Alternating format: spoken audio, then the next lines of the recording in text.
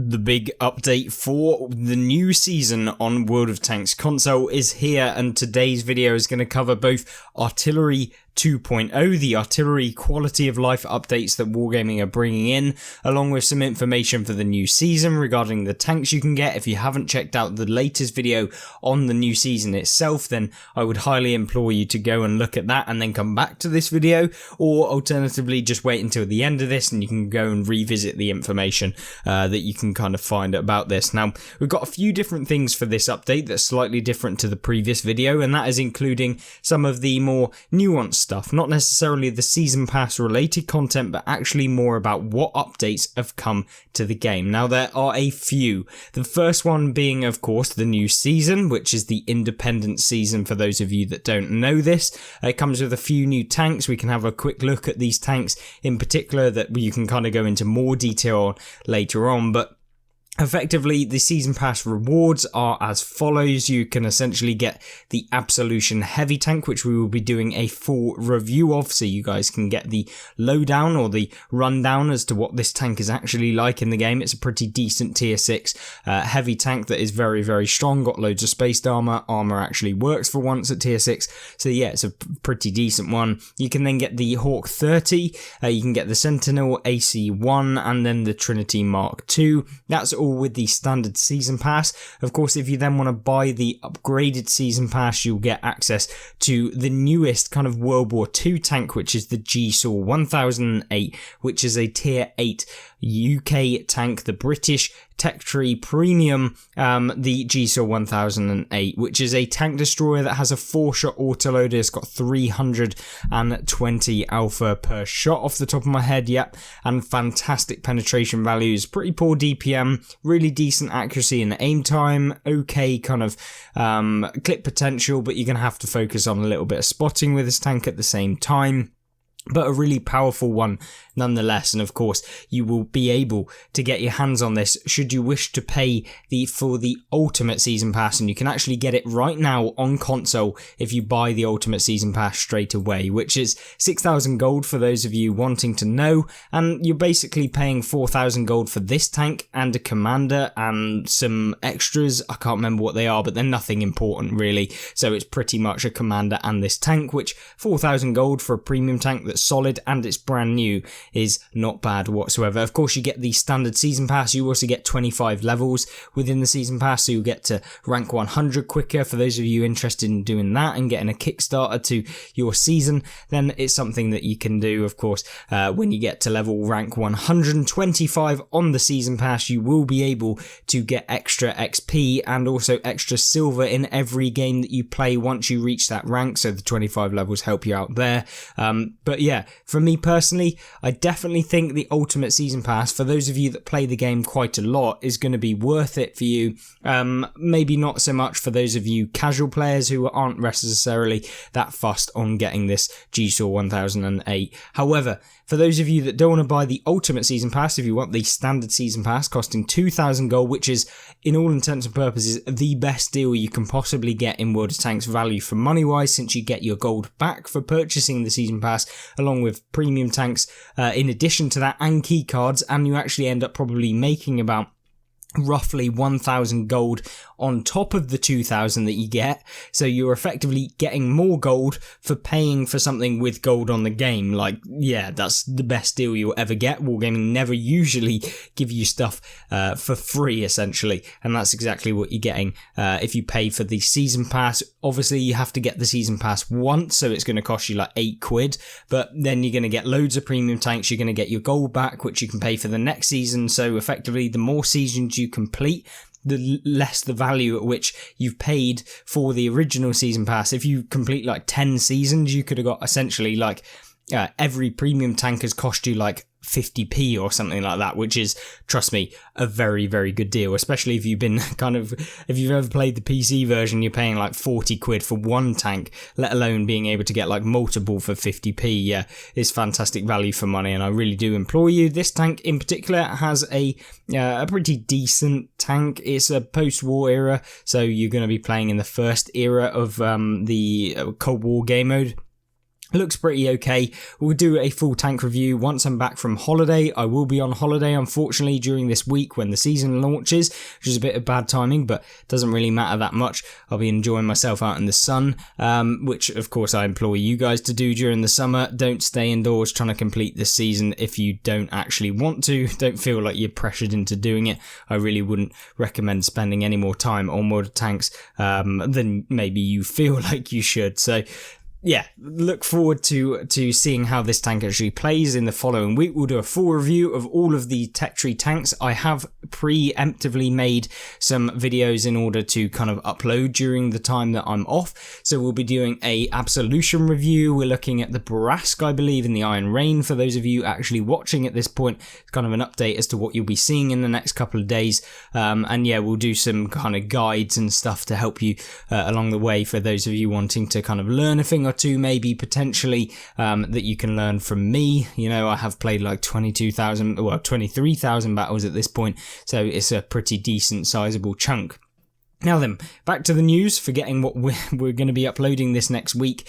We have the improved new player experience, and this is something that has been needed for a long time. Now, I don't know if this is exactly the fix to the problem that new players have down at tier 3 all the way up to like tier 6.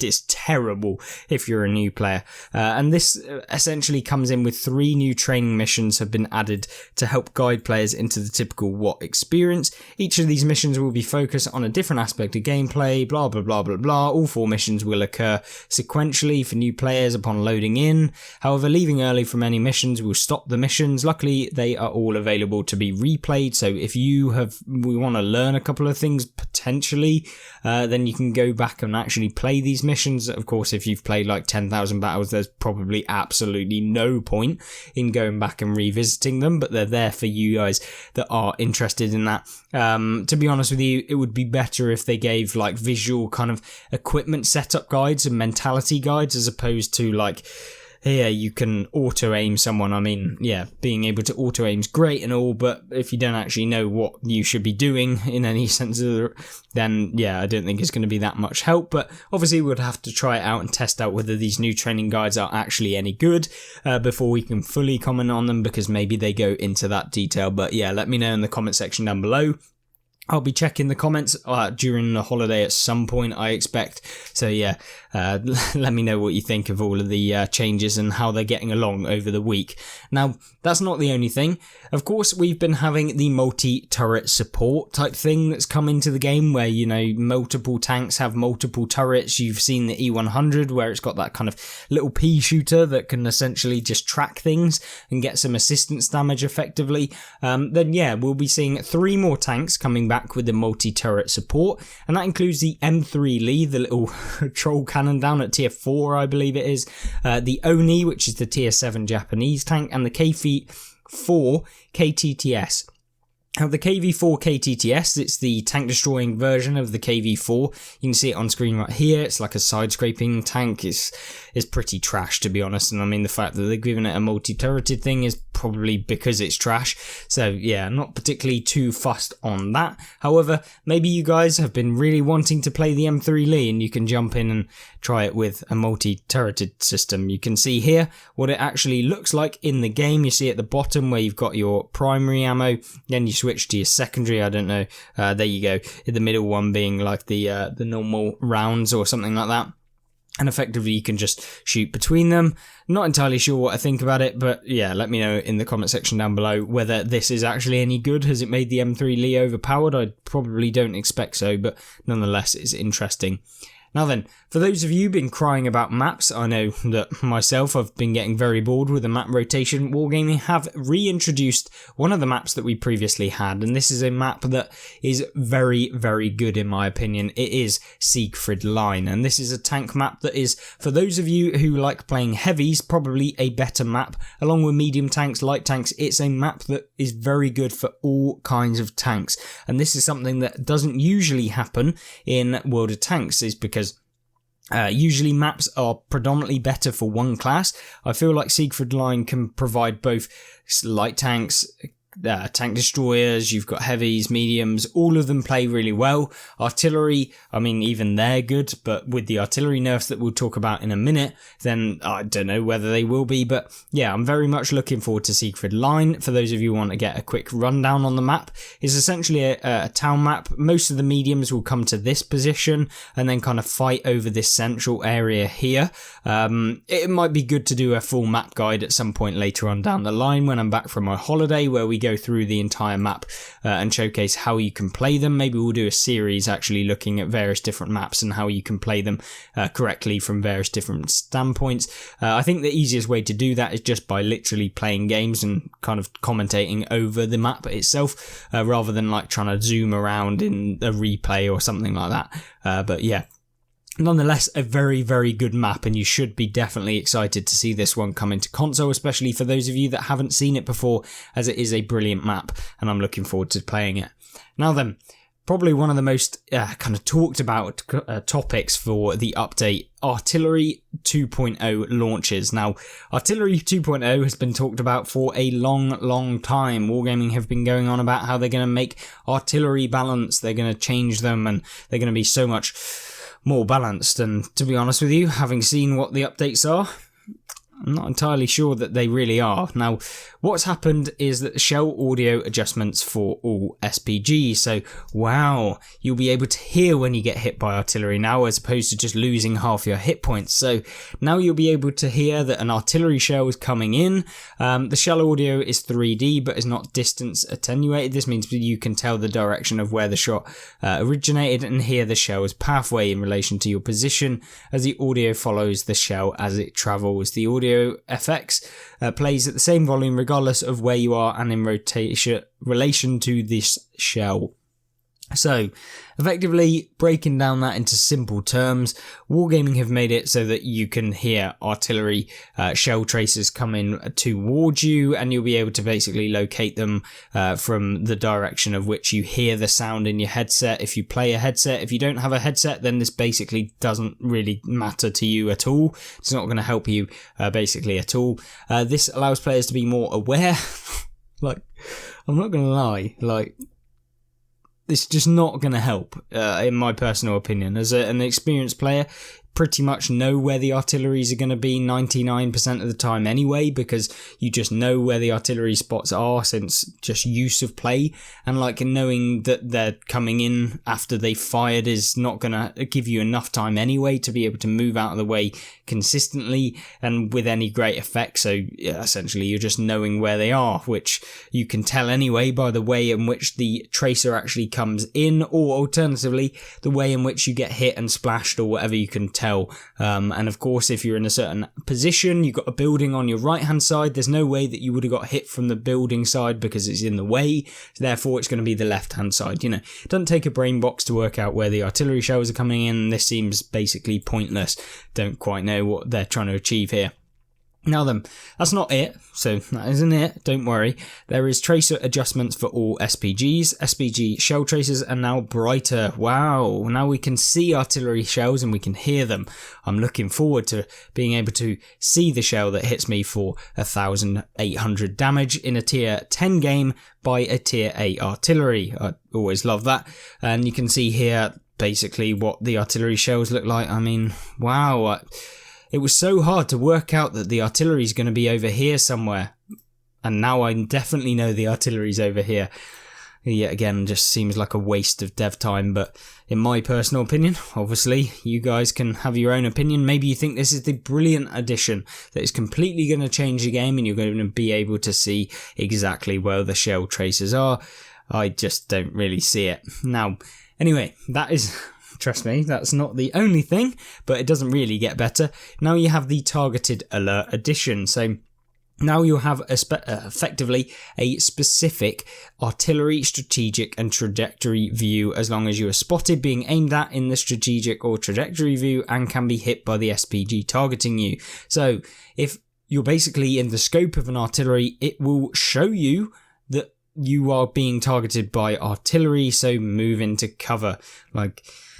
I mean, most people know when they can get hit by artillery anyway, but I guess it's handy to know if artillery is actually looking at you. But then again, artillery players that know anything about World of Tanks will know that actually you shouldn't aim at the target that you're actually looking to hit. You should actually aim to the side, fully aim, and then when you're ready to shoot, you then move over to the target, because only then will it actually show you that the targeted person is actually targeted. So they go, oh, I'm suddenly targeted, and then a shell comes in and loops over and takes out half your hit points. So yeah, experienced players will know how to use it. I guess it will stop less experienced artillery players from being able to use that to their advantage, but then again, to what degree and how often is it going to stop you from taking such large shells, which I think is the key problem that I've personally been having with artillery. I just don't think that they should be able to take out 75% of the hit points. And one thing I definitely want to highlight in this video is that we all talk about the T92, the GW Tiger P. I'm looking down at the tier 6s. These tier 6s are beyond broken. The M44, disgusting. The Gorilla, broken. Absolutely disgusting. These tanks pen tier 7s or tier 8s, 2 tiers higher than them, for literally a third or half of their hit points in one singular shell, and they reload in about 10 seconds. So they can literally do that 6 times over. I get the fact that they don't have the highest penetration, but they can genuinely pen quite a lot with the penetration that they have, and also the fact that they reload so quickly, you can deal 6 times as many shots as a lot of the artillery can do at the higher tiers, and do percentage-wise the same amount of damage tier for tier. So yeah, I think Wargaming should definitely be looking down at the M44 and the Gorilla and stuff like that are at the low end, along with the AMX 13 F3, I think it is, the tier 7 French artillery. That is disgusting as well. So definitely looking forward to artillery kind of getting some sort of damage nerf. Wargaming did talk about it, so I don't know if they're actually going to run with it. Maybe they just don't think that that's possible. I know that they suggested that they'll bring out a weekend test of reducing the alpha of some of these tanks and increasing the reload. So I think that that's what Wargaming are planning to do. But as of yet, when Artillery 2.0 quality of life updates come into the game, that will not be a feature. So keep aware that that will not be in the game as of when this update drops, or today when you're playing. So don't go thinking that the T92 isn't going to one-shot you, because it damn well can. Now then, moving swiftly on from artillery, I feel like we've talked about it a lot in these last couple of weeks and months, I guess. There have been a few map balance updates, so we've had things like Desfall in Cold War, getting team destruction, spawn changes. It's basically always like this with regards to the map balance. They basically adjust where the spawn locations are, so they're a little bit better. And then we've got additional improvements and changes. Support has been added such that each weapon has its own sniper cam view, and that's for the multi-turreted tanks. So before, the aiming circle was not actually where you'd be firing with the secondary gun, because effectively you were looking at the primary gun, and then when you fire, your actual secondary gun is in a different arc, which means that it doesn't actually work as you'd want it to. They've removed that so you can actually see where you're shooting with the right gun. I mean, I don't even know. That should have been in the game anyway. Nonetheless, it's in the game now. Remember and Honor inscription was redesigned, HUD improvements, so font size has been increased for readability, along with ammo display and colour saturation of elements to stand out more. So hopefully they haven't messed this around too much, because I don't think it was terrible. But yeah, looking forward to seeing what that looks like. Ammo panel redesigned for multi-weapon and multi-turreted vehicles. Cancel selection in the centre of the radial command, so if you're trying to alert your teammates, you can actually cancel instead of actually having to press one of them. Controller diagram now reflects the look and layout of the Xbox Series X and PS5 controllers. BMP2 HE impact effects had the size and brightness reduced so that they're not as overpowering. That was definitely an issue in Cold War, I'm not going to lie.